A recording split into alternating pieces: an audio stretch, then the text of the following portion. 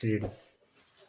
मैंने आपको समझाया था कि अगर हमें साइन थीटा का मान निकालना है तो हमें ऊपर से नीचे की ओर देखना है कि यानी पहले L है फिर K है। मतलब ये क्या होगा, तो लंब बटे आपका कर्ण होगा। दूसरी बात, अगर मैं बात करता हूं एल का मतलब है हमारा लंब और के का मतलब है हमारा कर्ण। अगर हमें इसी तरह अगर कोसिक थीटा का मान निकालना है तो हमें नीचे से ऊपर की ओर जाना पड़ेगा। यानी अगर मैं आपसे कहता हूं कि कोसेक थीटा बराबर क्या होगा, तो आप कहोगे पहले के होगा फिर क्या होगा एल। यानी ये आपका रिजल्ट देगा के बटे एल। यानी के का मतलब है यहां से हमारा, ये हमारा है के का मतलब कर्ण और एल का मतलब है हमारा लंब। अब इसी तरह अगर हम लोग बात करते हैं तो कोसेक थीटा और सेक थीटा, टेन थीटा और कॉट थीटा आप आसानी से निकाल सकते हो। जैसे हमने साइन थीटा के लिए हम ऊपर से नीचे की ओर चले हैं, फिर कोसेक थीटा के लिए हम नीचे से कहां जाएंगे, ऊपर की तरफ जाएंगे। उसी तरह अगर मैं कोसेक थीटा का मान आपसे कहूं, मैं आपसे कास थीटा का मान कहूं, मैं आपसे सेक थीटा का मान कहूं, मैं आपसे टेन थीटा का मान कहूं, मैं आपसे कॉट थीटा का मान कहूं, तो मैं आपको एक बार कॉस थीटा का भी दिखा देता हूं।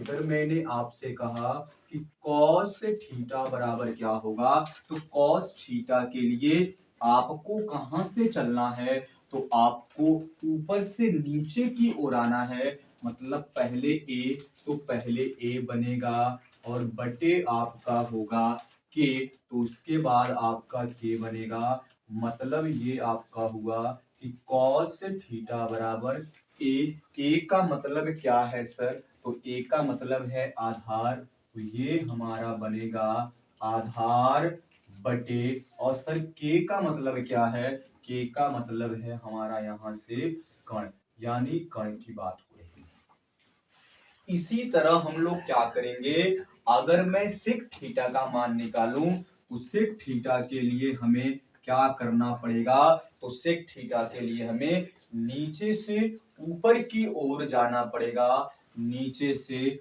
ऊपर की ओर जाना पड़ेगा। तो सेक थीटा की अगर हम लोग बात करते हैं तो ये रहा हमारा सेक थीटा, और सेक थीटा जो बराबर हमारा होगा, तो सेक थीटा में हम नीचे से ऊपर जाएंगे तो पहले के होगा फिर आपका ए होगा। यानी आप यहां से देखोगे तो के बटे ए होगा। अब यहां से आपको एक रिलेशन समझ में आ रहा होगा कि कॉस थीटा और सेक थीटा में क्या है। तो देखिए कॉस थीटा का मान ए बाई के है, मतलब आधार बटे कर्ण है। तो अगर मैं सेक थीटा का मान पूछूं, देखिए इसी का रेसिप्रोकल हो गया, इसी का व्युत्क्रम हो गया, इसी का उल्टा हो गया। यानी मैं यहां से कह सकता हूं कि सेक थीटा बराबर के का मतलब होगा यहां से आपका कर्ण, और ए का मतलब होगा यहां से आपका आधार। तो यहां जो चीजें हैं, तो ये जो आपके हैं, ये देखिए कास थीटा आधार बटे कर्ण और सेक थीटा कर्ण बटे आधार। यानी अगर मैं आपसे कहूं, तो अगर मैं आपसे यहां कहता हूं, अगर आपको प्रश्न में, अगर आपने प्रश्न लगाया और उस प्रश्न में आपको अगर कास थीटा का मान लो आपको ये दे दिया 3/5, काश थीटा अगर आपको 3/5 दे दिया, तो मुझे बताओ, अगर मैं आपसे कहूं कि मुझे बताओ सेक थीटा क्या होगा, तो क्या सेक थीटा जो है काश का उल्टा है क्या, उल्टा का मतलब क्या है सर, 5 ऊपर जाएगा और 3 क्या हो जाएगा, नीचे हो जाएगा। यानी 5/3 की बात हो रही है।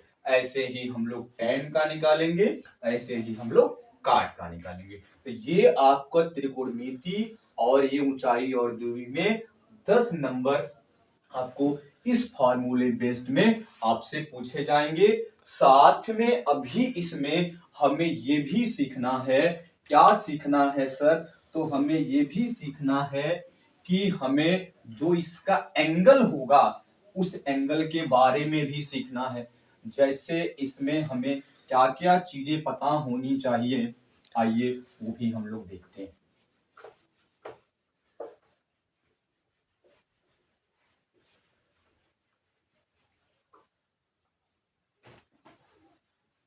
और अभी इसमें हमें एंगल के बारे में पढ़ना है, मतलब इसमें 0 अंश बनता है, 30 अंश, 45 अंश, 60 अंश और 90 अंश। यानी 0, 30, 45, 60 और 90 अंश का मान हमें पता होना चाहिए। जो हमें 6 त्रिकोणमितीय अनुपात अभी मैंने लिखा हुआ था, क्या क्या लिखे गए थे? तो सर साइन लिखा गया था, कॉस लिखा गया था, टैन लिखा गया था, कॉट लिखा गया था, सेक लिखा गया था और एक आपका था कोसेक था। यानी इतने डिग्री का हमें मान पता होना चाहिए। तो इसके लिए मैं आपको, सभी लोग अपने अपने तरीके से याद कराते हैं, मैं आपको डायग्राम के द्वारा याद कराऊंगा कि ये रहा हमारा डायग्राम। और अगर मैं इस डायग्राम की बात करता हूं तो अगर मैं इसका प्रत्येक कोण 60 डिग्री का बना दूं, प्रत्येक कोण 60 डिग्री का बना दूं, तो ये हमारा जो कोण कहलाता है, अगर ये प्रत्येक कोण 60 डिग्री का है, ये जो हमारा त्रिभुज है ये समबाहु त्रिभुज कहलाता है। और समबाहु त्रिभुज में अगर मैं इस कोण को और इस जो कोण अगर मैं यहाँ पर 60 लिखा हूं, अगर मैं इसका नाम ए बी सी कर दूं और अगर मैं इस कोण का कोण समद्वि भाजक कर दूं, मतलब मैं इसका आधा कर दूं और इस BC पर लंब डाल दूं, तो कोण समद्वि भाजक क्या करता है कि इन दो कोणों को दो बराबर हिस्सों में बांट देता है। दो बराबर हिस्सों में बांटने का मतलब है पूरा एंगल 60 था तो ये बन जाएगा 30, ये भी बन जाएगा आपका 30 डिग्री। और 30 डिग्री बनने के बाद अब ये आपका ये जो त्रिभुज है वही ये भी त्रिभुज है। और जब किसी पे हम लोग लंब डालते हैं तो लंब का मतलब है 90 डिग्री, लंब का मतलब है हमारा 90 डिग्री। और मैंने तुमसे पहले ही कहा है कि अगर किसी भी त्रिभुज में एक कोण अगर 90 डिग्री का बन जाए, अगर किसी भी त्रिभुज में एक कोण हमारा 90 डिग्री का बन जाता है, तो वो जो हमारा कोण होता है, यानी वो जो हमारा कोण 90 डिग्री का बना है, उस 90 डिग्री के कोण बनने से वो जो त्रिभुज बन गया वो हमारा एक समकोण त्रिभुज बन गया है। तो ये जो सारी की सारी चीजें हैं मैं आपको क्लास में दूंगा कि ये सारी की सारी चीजें हमें कैसे याद करनी चाहिए, क्योंकि अभी मैं आपको केवल ये ओवरव्यू दे रहा हूं कि किस चैप्टर से कितने नंबर पूछे जाते हैं। और ये पॉइंट है, इस पॉइंट से आपके बोर्ड एग्जाम में आपके नंबर बनेंगे। तो ये रहा हमारा ये। अब हम लोग बात करते हैं चैप्टर नंबर 10 जिसका नाम है वृत्त यानी सर्कल। चैप्टर वृत्त यानी सर्कल की अगर हम लोग बात करते हैं तो इसमें हमें क्या क्या पढ़ना है, आइए चीजों को हम लोग समझते हैं। अब चैप्टर नंबर वृत्त यानी सर्कल में हमें क्या करना है, ये रहा हमारा वृत्त, ये हमारा वृत्त है और एक हमारा वृत्त ये है। अगर मैं बात करता हूं तो ये वृत्त का हमारा क्या होता है, केंद्र होता है।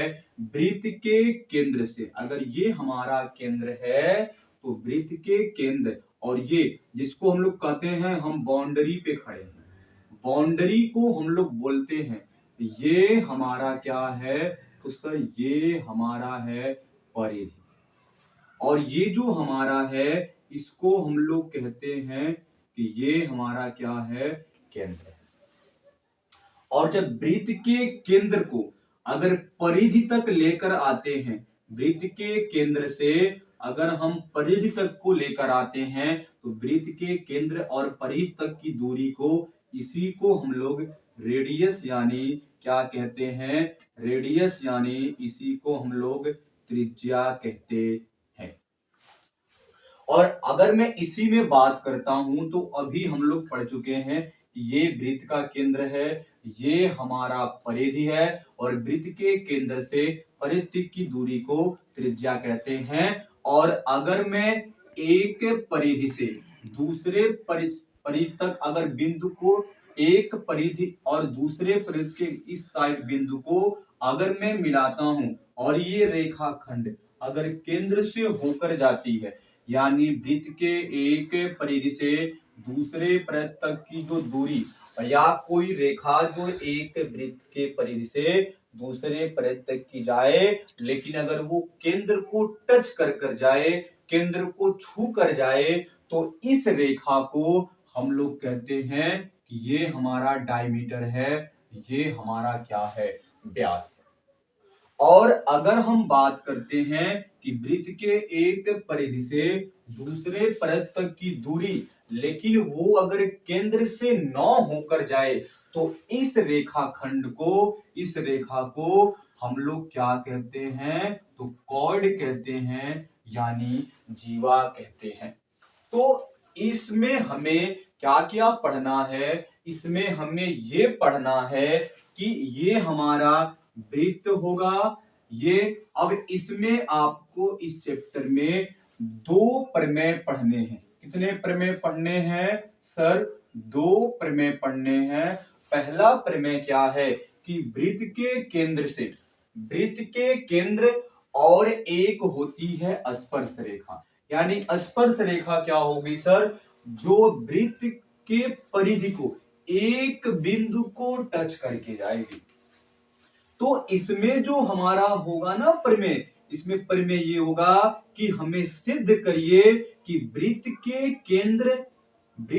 केंद्र और ये हमारा है परिधि। तो इस परिधि पर हमें क्या लेनी है? एक टेंजेंट लाइन, एक स्पर्श रेखा। और स्पर्श रेखा क्या होती है? तो ये हमारी स्पर्श रेखा एक ऐसी स्पर्श रेखा है, यानी एक ऐसी रेखा है जो वृत्त के एक बिंदु को टच कर जाए। जैसे मैंने कहा ये एक वृत्त है और मैंने इसको वैसे खींच दिया, तो ये एक स्पर्श रेखा है। ये भी हमारी एक स्पर्श रेखा है क्योंकि एक बिंदु को टच करेगी। ये भी हमारी एक स्पर्श रेखा है, ये भी। तो इसमें जो हमें 2 प्रमेय पढ़ना है, इसमें क्या होगा? वृत्त की त्रिज्या और स्पर्श रेखा परस्पर एक दूसरे पर लंब होती है, लंबवत होती है। तो यहां से हम लोग क्या करते हैं? एक कंस्ट्रक्शंस करते हैं, रचना करते हैं। और कंस्ट्रक्शंस और रचना करने के बाद ये जो हमें चीजें मिलती हैं यहां से, तो ये हमें प्रमेय अपने में पढ़ना पड़ेगा। और दूसरा जो प्रमेय होता है, दूसरा प्रमेय ये कहता है कि वृत्त का ये केंद्र होगा, वृत्त के केंद्र और एक बाहर कोई बिंदु होगा। तो दूसरा प्रमेय ये कहेगा कि वृत्त के केंद्र और बाह्य बिंदु में क्या संबंध है? तो इसमें ये संबंध होगा सॉरी, कि जो हमारी स्पर्श रेखा होगी, स्पर्श रेखा और वृत्त के बाह्य बिंदु, यानी वृत्त के बाह्य बिंदु से खींची गई, ये वृत्त का बाह्य बिंदु मान लो P है, ये A है, ये B है। तो वृत्त के बाह्य बिंदु यानी बाहर कोई बिंदु होगा, इस बाह्य बिंदु से स्पर्श रेखा मतलब जो वृत्त को एक पॉइंट पे टच करता है या उसको एक जगह छू कर जाए, तो कह देगा कि हमें सिद्ध करिए कि वृत्त के बाह्य बिंदु से स्पर्श रेखाओं की लंबाइयां ये आपस में बराबर होती हैं। हमें ये सिद्ध करना है। ये 2 प्रमेय हमें सिद्ध करना पड़ेगा। और जैसा कि मैंने आपको डेमो 1 में बताया था कि जो हमारा चैप्टर नंबर 6 था, इस 6 में मैंने कहा था कि 10 नंबर आपसे पूछे जाएंगे लेकिन न्यू पैटर्न के अकॉर्डिंग देखा गया है कि वृत्त और चैप्टर नंबर 6 यानी त्रिभुज, इन दोनों को मिलाकर आपके बोर्ड एग्जाम में 10 नंबर पूछे गए हैं। यानी मैं चैप्टर नंबर 6 और चैप्टर नंबर 10 की बात करता हूं तो दोनों में जो रेशियो बनता है वो 5 का बनता है। यानी ये इसमें 5 नंबर आपके पूछे जाएंगे। अब हम लोग बात करते हैं चैप्टर नंबर 11 की। सर चैप्टर नंबर 11 क्या है? तो चैप्टर नंबर 11 हमारा ये है। आइए इसको हम लोग समझते हैं कि चैप्टर नंबर 11 का क्या नाम है। तो सर जो चैप्टर नंबर हमारा 11 है उसका नाम है वृत्तों से संबंधित क्षेत्रफल। वृत्तों से संबंधित क्षेत्रफल क्या है? आइए जरा इस पे हम लोग बात करते हैं। वृत्तों से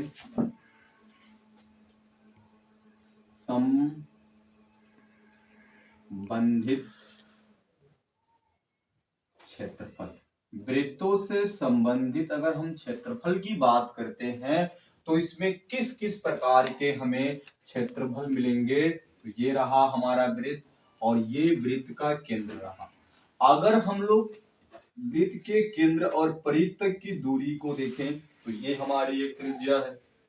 और अगर मैं इस त्रिज्या को यहां से एक त्रिज्या और खींच दूं तो आप देखोगे ये जो आपकी ये छोटा वाला भाग दिख रहा है ना, इसको हम लोग कहते हैं कि ये त्रिज्या खंड है। तो इसकी और इसकी तुलना में ये छोटा है और ये बड़ा है, तो ये छोटा त्रिज्या खंड है, ये बड़ा त्रिज्या खंड है। लेकिन ये छोटा मैथ में न यूज करके इसमें यूज किया जाता है कि ये हमारा क्या है? लघु त्रिज्या, लघु त्रिज्या खंड। और ये जो बड़ा वाला है ना, इसको हम लोग कहते हैं दीर्घ त्रिज्या, दीर्घ त्रिज्या, त्रिज्या खंड।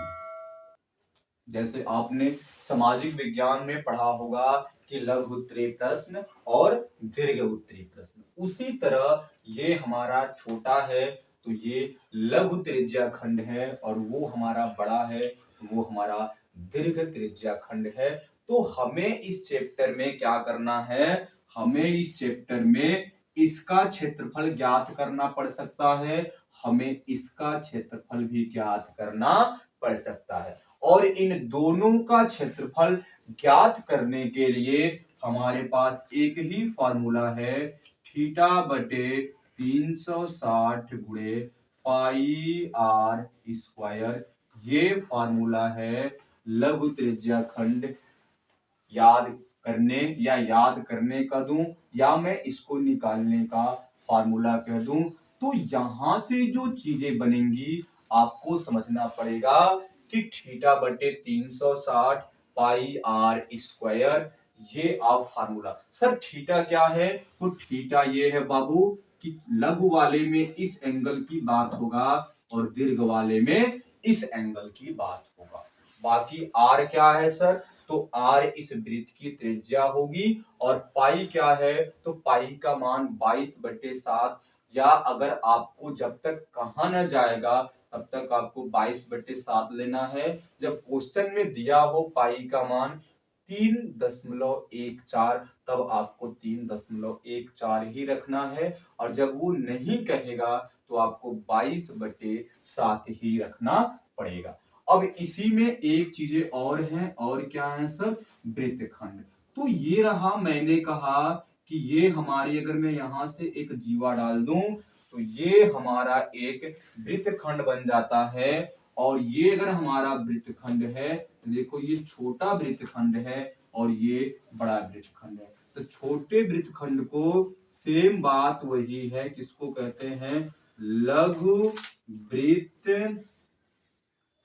खंड। और बड़े वाले को कहते हैं दीर्घ, दीर्घ वृत्त खंड। ये हमें पढ़ना है। तो इस चैप्टर में हमें इसका भी क्षेत्रफल निकालना पड़ेगा और इसका भी क्षेत्रफल निकालना पड़ेगा। अगर मैं यहाँ पे ये वृत्त का केंद्र है और जब मैं इसको यहाँ से मिलाऊंगा तो बताओ, अगर ये नहीं होता तो क्या ये त्रिज्या खंड ही बन गया क्या? और अगर ये त्रिज्या खंड बन गया तो अगर मैं यहां से कहूं तो अगर मुझे इसका क्षेत्रफल निकालना है तो हमें पूरा इस वृत्त खंड का पूरा हमें त्रिज्या खंड का क्षेत्रफल निकालना पड़ेगा। और उस त्रिज्या खंड के क्षेत्रफल में से अगर मैं ये आपको देखिए एक त्रिभुज बनता हुआ दिखाई दे रहा है, इस त्रिभुज का क्षेत्रफल अगर मैं माइनस कर देता हूं तो हमें लघु त्रिज्या खंड का क्षेत्रफल मिल जाएगा।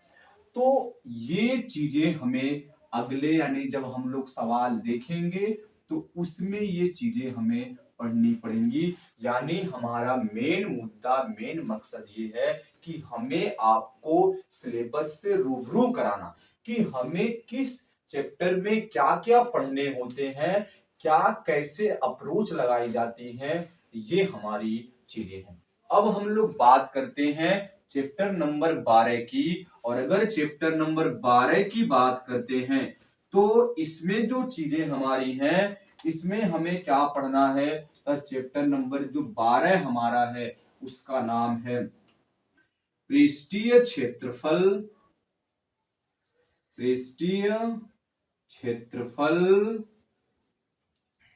और आयतन, पृष्ठीय क्षेत्रफल और आयतन। इन चैप्टर को हमें पढ़ना है। तो अब हम लोग पढ़ने वाले हैं कि पृष्ठीय क्षेत्रफल और आयतन से कि हमें कितने नंबर पूछे जाते हैं। तो पृष्ठीय क्षेत्रफल और आयतन, इन अगर दोनों की हम लोग बात करते हैं तो ये दोनों के दोनों जो आपके हैं या क्षेत्रफल या आयतन, और अगर मैं बात करता हूं तो ये भी दोनों चैप्टर अपने आप में 10 नंबर लेकर बैठे हुए हैं। पृष्ठीय क्षेत्रफल और आयतन में हमें क्या क्या करना है, मतलब किस किस डायग्राम के बारे में पढ़ना है, ये देखना पड़ेगा। तो इसमें हमें घन के बारे में पढ़ना है, इसमें हमें घन के बारे में पढ़ना है, इसमें हमें घन के बारे में पढ़ना है। ये रहा, अगर हम देखें छोटा सा हमारा सुंदर सा ये हमारा मैंने यहाँ पे आपको घन बना दिया। तो हमें इस घन के बारे में पढ़ना है। ये हमारा हो गया घन। घन में हमें ये जो चीजें हैं, हमें ये हमारा घन है। तो घन में हमें संपूर्ण पृष्ठीय क्षेत्रफल और इसका हमें आयतन और इसका हमें वक्र पृष्ठीय क्षेत्रफल, यानी अगर मैं बात करता हूं तो हमें घन में पृष्ठीय क्षेत्रफल, वक्र पृष्ठीय क्षेत्रफल और संपूर्ण पृष्ठीय क्षेत्रफल, ये तीन भाषाएं आपको सवाल में देखने को मिलती हैं। आपको प्रश्न में लिख देगा वक्र पृष्ठीय क्षेत्रफल, पृष्ठीय क्षेत्रफल, या लिख देगा संपूर्ण पृष्ठीय क्षेत्रफल। तो हमें ये निकालना, ये दिखाना पड़ सकता है। यानी अब इसी का हमें क्या निकालना पड़ सकता है? तो सर हमें इसी का आयतन निकालना पड़ सकता है। तो ये जो चीजें हमारी हैं, यहाँ पे चीजें जो हमारी चलने वाली हैं। अब हम लोग यहाँ पर बात करने वाले हैं एक घनाभ की। तो दूसरा जो हमारा डायग्राम है, इस डायग्राम को हम लोग पढ़ने वाले हैं क्या? तो हम लोग पढ़ने वाले हैं घनाभ। घनाभ की अगर भी हम लोग बात करते हैं तो ये रहा घनाभ। आप जिस कमरे में बैठकर पढ़ाई कर रहे हैं वो कमरा आपका घनाभ है। घनाभ एक ऐसी आकृति होती है जिसकी लंबाई, चौड़ाई, ऊंचाई अलग अलग होती है। लंबाई अगर मान लीजिए आपकी 12 है तो चौड़ाई 10 होगी, ऊंचाई हम मान सकते हैं 8 होगी। तो ऐसी आकृति को हम लोग घनाभ कहते हैं, जिसमें लंबाई, चौड़ाई, ऊंचाई तीनों आपकी उसमें मौजूद हो, और इसी को हम लोग कहते हैं 3D डायमेंशंस, मतलब तीन दिशाओं, इसमें लंबाई भी है, चौड़ाई भी है, ऊंचाई भी है, तीनों के तीनों शामिल हैं। इसमें हमें इसका पृष्ठीय क्षेत्रफल, इसका पृष्ठीय क्षेत्रफल, संपूर्ण पृष्ठीय क्षेत्रफल और वक्र पृष्ठीय क्षेत्रफल, इसमें भी इन तीनों भाषाओं का यूज मिलेगा। तो कैसे हम लोग इस सवाल को से देखेंगे, कैसे क्या करेंगे, इसमें भी हम लोग पढ़ने वाले हैं, और साथ में इसका आयतन हम लोग कैसे निकालेंगे ये भी पढ़ने वाले हैं। जैसे अगर मैं, ये हमारा क्या है, घन है, तो घन के अगर मैं वक्र पृष्ठीय क्षेत्रफल की बात करता हूं, तो ये जो हमारा है, इसकी अगर मैं बात करता हूं तो ये हमारा बनता है 4a², और जबकि संपूर्ण पृष्ठीय क्षेत्रफल की बात करता हूं तो ये बनता है 6a² बनता है। ठीक। और अगर मैं घनाभ की बात करता हूं संपूर्ण पृष्ठीय क्षेत्रफल में, तो 2 ब्रैकेट में LB प्लस BH प्लस और HL, और अगर मैं इसके वक्र पृष्ठीय क्षेत्रफल की बात करता हूं तो ये होगा 2 ब्रैकेट में L प्लस B और इंटू में हो जाएगा आपका H। यानी अगर मैं आपको समझाने की कोशिश करता हूं तो हम लोग इन फार्मूले का प्रयोग करेंगे। अब अगर मैं अगली मैं आकृति की बात करता हूं तो वो हमारा ये है बेलन। ये हमारा एक बेलन है, और ये जो हम लोग का बेलन है, इस बेलन में हम लोग को भी वही पढ़ना है जो हम लोग इसमें पढ़ेंगे। बेलन का वक्र पृष्ठीय क्षेत्रफल, बेलन का संपूर्ण पृष्ठीय क्षेत्रफल और बेलन का आयतन, तीनों के बारे में हम लोग पढ़ने वाले हैं।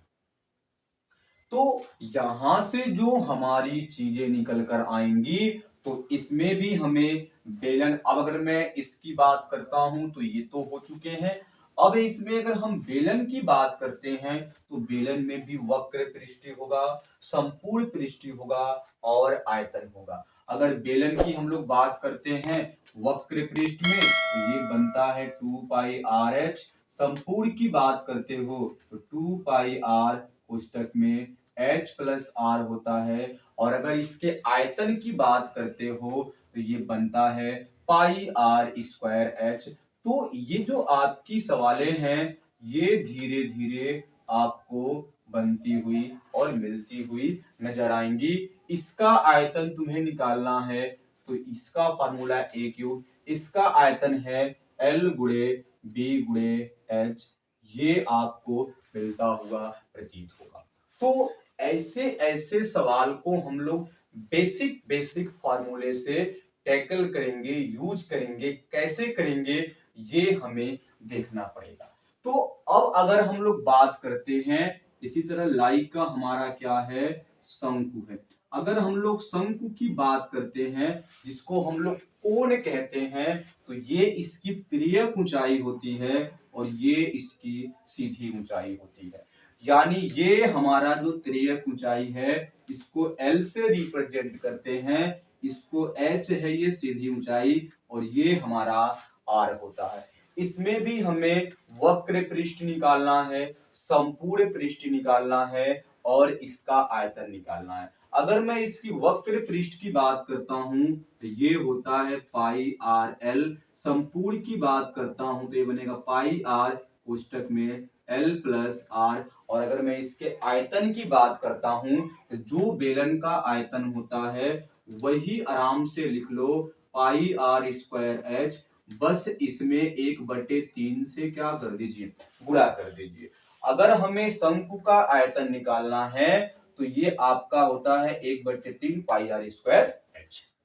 तो ये चीजें हमें इस चैप्टर में पढ़नी पड़ेंगी, और साथ में अगर हम लोग देखते हैं तो इसमें हमारा आता है क्या, क्या आता है, तो हमारा गोला आता है।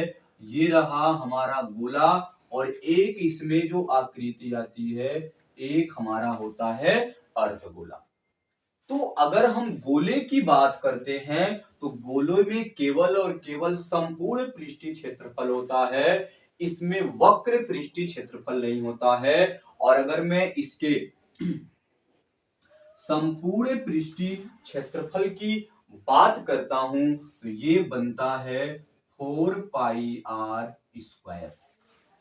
ये इसका संपूर्ण पृष्ठीय क्या है तो क्षेत्रफल है। और अगर मैं अर्ध गोले की बात करता हूं तो ये तो आधा होना चाहिए, लेकिन एक ऊपर वृत्त बन जाता है, तो जिससे मैं अगर कहूं इसका आधा करने की बात है तो ये 2πr² है। लेकिन एक ये ऊपर वाला हिस्सा जो वृत्त के आकार का बन रहा है, और वृत्त का जो आधार की त्रिज्या होती है वो πr² होती है। तो जब आप इसमें πr² जोड़ोगे, इसका जो संपूर्ण पृष्ठीय क्षेत्रफल बनता है अर्धगोले का वो 3πr² बन जाता है।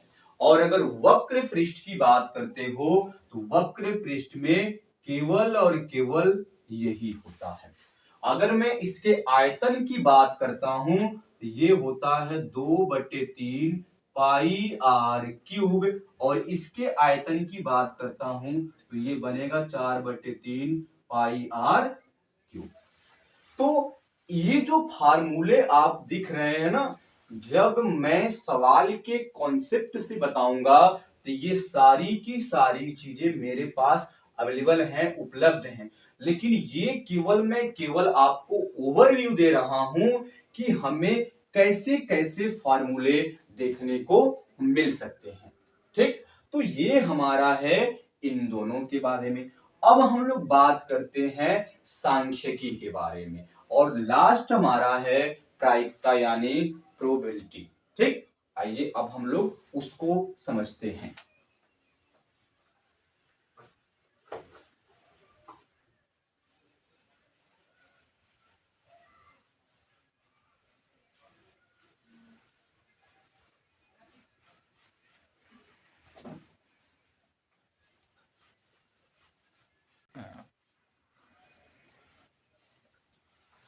तो अब जो हमारा चैप्टर है, इस चैप्टर का नाम है सांख्यिकी। क्या नाम है? सांख्यिकी। तो अगर हम लोग सांख्यिकी की बात करते हैं तो सांख्यिकी चैप्टर में हम मेजरली 3 चीज का यूज करेंगे, मतलब इसमें 3 चीजें पढ़ने वाले हैं। एक क्या है सर? तो एक है सर हमारा माध्यम। इसमें थोड़ा सा हम इंक डाल लेते हैं क्योंकि थोड़ा सा ये फीका चलने लगा है, थोड़ा सा टाइम दीजिएगा आप लोग।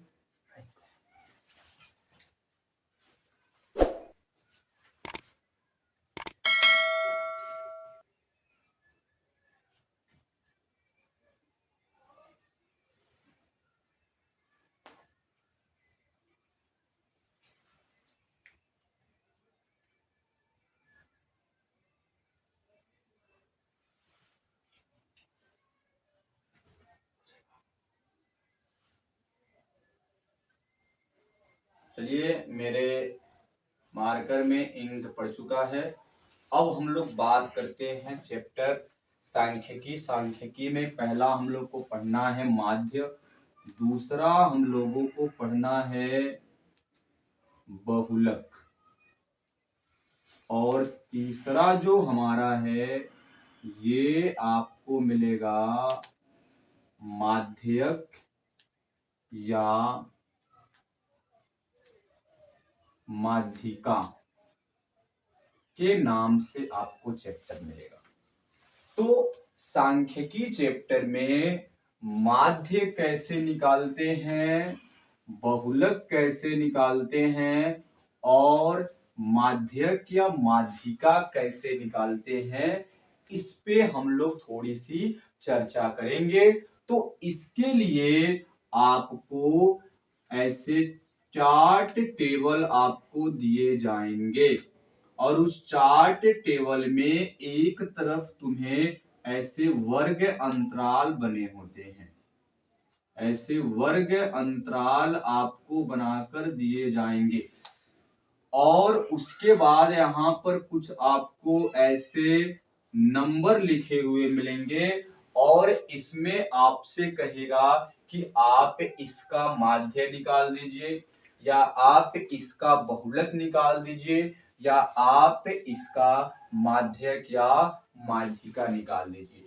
तो मैं कहता हूं इस चैप्टर में जिस भी बच्चे को जोड़, घटाना, गुणा और भाग आता है उसके लिए ये चैप्टर सबसे आसान होता है, क्योंकि इस चैप्टर में वही चीजें करनी होती हैं, आपको जोड़, घटाना, गुणा और भाग करना होता है। तो इस डेटा को आप जब देख लेते हैं, ये सारी की सारी जो डेटा है ये माध्य, बहुलक, माध्यक या माध्यिका, कभी कभी आपको पेपर में माध्य देखने को मिल सकता है तो कभी कभी पेपर में आपको माध्यिका देखने को मिल सकता है।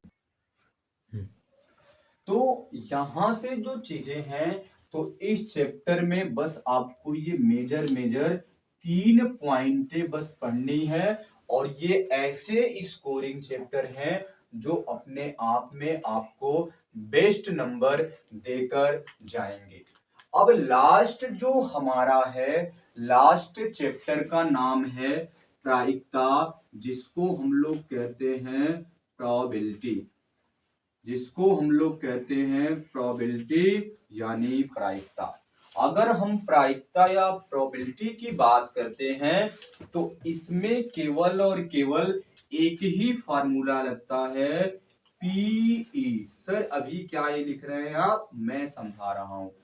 पीई बराबर जो होता है ये होता है ई के अनुकूल, ई के अनुकूल, ई के अनुकूल परिणामों, परिणामों की संख्या, परिणामों की संख्या और पूरे के बटे होगा सभी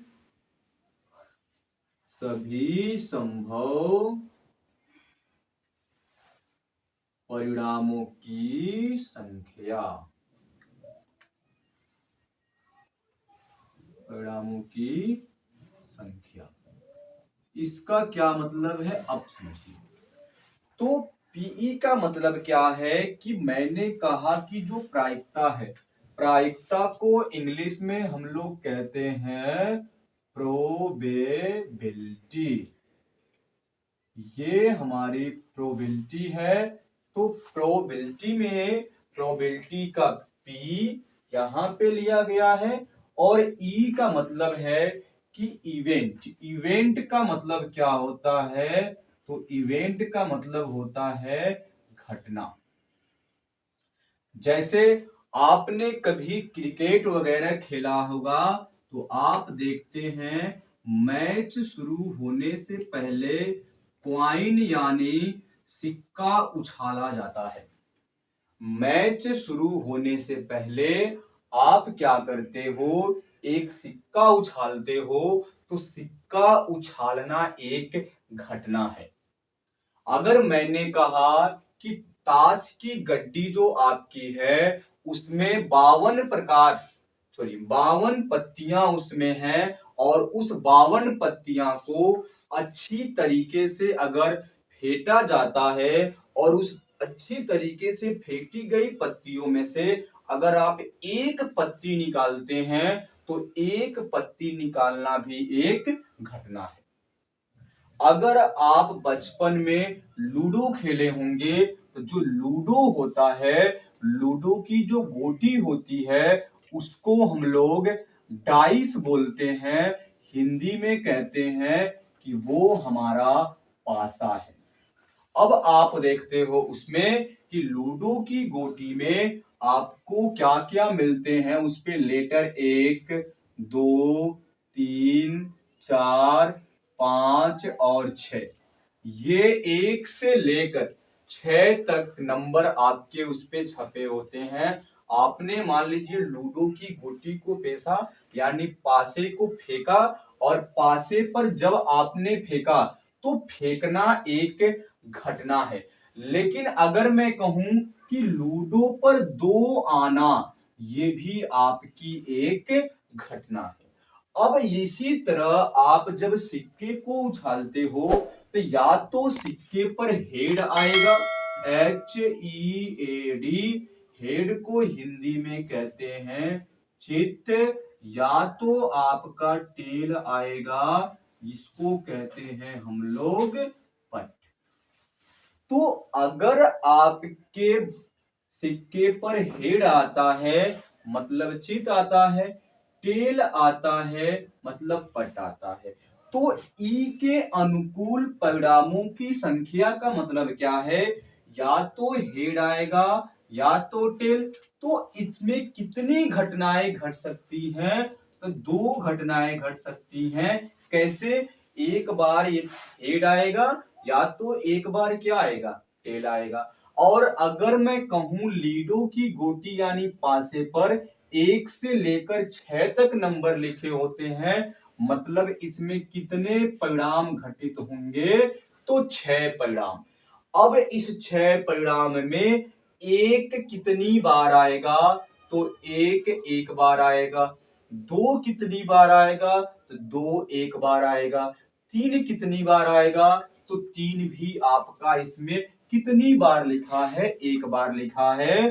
तो यहां पे अगर मैं कहूं PE का मतलब घटना, तो अगर मैं इसमें प्रश्न पूछ सकता है कि जब एक सिक्के को उछाला जाता है तो हेड आने की प्रायिकता क्या होगी, तो बस इसमें यहाँ P तो रहेगा, लेकिन किसके अनुकूल बात कर रहा है, हेड के अनुकूल। तो ब्रैकेट में लिख देंगे H बराबर, अब यहाँ E था तो आपने यहाँ E लिखा है, अब यहाँ पर हेड है मतलब H रिप्रेजेंट कर रहे हैं, तो लिखेंगे H और आगे सेम लिखेंगे H के अनुकूल परिणामों की संख्या। तो लिख देंगे H के अनुकूल परिणामों की संख्या।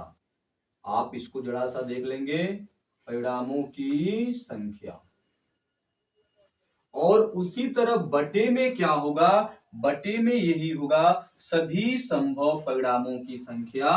तो मुझे यहां से बताओ PH बराबर, तो यहां पर जब आप लिखोगे कि सभी संभव परिणामों की संख्या, तो इसमें आपको क्या देखने को मिलेगा कि जब आपने एक सिक्का उछाला तो इसमें हेड कितनी बार आएगा, तो आप कहोगे सर हेड एक बार आएगा, तो हेड के अनुकूल कितने परिणाम होंगे, एक, तो लिखेंगे एक, और बटे पूरे है तो पूरे बटे सभी संभव परिणाम दो है, कि दो में से एक बार हेड है और एक बार टेल है, जब इनको जोड़ेंगे तो कुल कितने परिणाम होंगे, तो दो परिणाम होंगे। तो एक प्लस एक कितना बनेगा, दो, तो सभी संभव परिणाम कितने हो गए, दो। अब अगर ये कटने वाला है तो इसको काट देंगे, मतलब PH मतलब हेड के अनुकूल जो इसकी प्रायिकता होगी वो 1/2 होगी। अगर मैं टेल के अनुकूल पूछूं तो यहाँ पे जहां आपने PH लिखा है वहीं पे लिख दीजिए P, और टेल का ले लीजिए T, तो T बन जाएगा और बराबर। तो बताओ इसमें भी टेल कितनी बार आएगा, एक बार आएगा, तो 1/2 कितना बनेगा, 2 बनेगा। ये भी कटने वाला नहीं है। और लास्ट इसमें दो फार्मूले यही हैं, और हैं क्या है सर, कि अगर किसी भी घटना की प्रायिकता अगर घटित होगी, किसी भी घटना की प्रायिकता अगर घटित होगी, तो वो घटना की प्रायिकता आपकी 0 के बराबर या 0 से बड़ी हो सकती है। 0 के बराबर, 0 से बड़ी, जिसके तरफ मुंह खुला होता है, जिसके तरफ मुंह खुला होगा वो बड़ा होता है, और जिसके तरफ मुंह नहीं खुलता है वो छोटा होता है। तो किसी भी घटना की जो प्रायिकता है वो 0 से बड़ी या 0 के बराबर या एक से छोटी या एक के बराबर हो सकती है किसी भी घटना की प्रायिकता। और इसमें एक फार्मूला और है, ये है मैंने कहा पीई प्लस पीई बार और ब्रैकेट बंद बराबर एक। सर इसका क्या मतलब है? इसका ये मतलब है कि जैसे मैंने कहा कि मैं लड्डू खाऊंगा और मैं लड्डू नहीं खाऊंगा, यानी एक ही घटना दो बार कही जा रही है, एक पॉजिटिव के रूप में और एक निगेटिव के रूप में। यानी एक ही बात को दो तरीके से, मैंने कहा कि मैं इससे नहीं लड़ूंगा और मैं इससे लड़ूंगा, यानी ऐसी घटना जब एक घटना घटित हो और वही घटना घटित न हो तो ऐसी घटना को हम लोग कहते हैं कि ये हमारी पूरक घटनाएं हैं, और पूरक घटनाओं का योग हमेशा और हमेशा एक होता है। तो आज जो मैंने आपको पढ़ाया ये डेमो क्लास आपका सेकेंड था, और इस डेमो क्लास सेकेंड में हम लोग अगर देखते हैं तो इसमें हमने लेक्चर नंबर 7 से लेकर लेक्चर नंबर हमने 14 तक अटेंड, सॉरी हाँ 14 तक हमने इसमें अटेंड किया है, लेसन नंबर 7 से लेसन नंबर 14 तक। और जैसा कि मैंने यहाँ पे नंबरिंग किया हुआ है तो ये भी जो दो चैप्टर हैं अपने आप में ये 10 नंबर लेकर बैठे हुए हैं। यानी आप ये नोटिस करेंगे कि नीचे वाले जितने भी आपको चैप्टर दिखते हुए मिल रहे हैं ये सारे के सारे कितने इंपॉर्टेंट चैप्टर्स हैं। तो जो कल की क्लास होगी, कल की क्लास में मैं स्टार्ट करूंगा, तो मैं स्टार्ट करूंगा प्रायिकता से, क्योंकि प्रायिकता में एक ही फॉर्मूला है, इसमें केवल लैंग्वेज लिखने आना चाहिए। क्या क्या इसमें तीन चीजों का ज्ञान होना चाहिए। एक डाइस यानी पासा, आपने बचपन में लूडो खेला है, कौन कौन नंबर होते हैं इसमें ये भी ध्यान में होना चाहिए कि इसमें कौन कौन संख्या विषम है, कौन कौन संख्या सम है।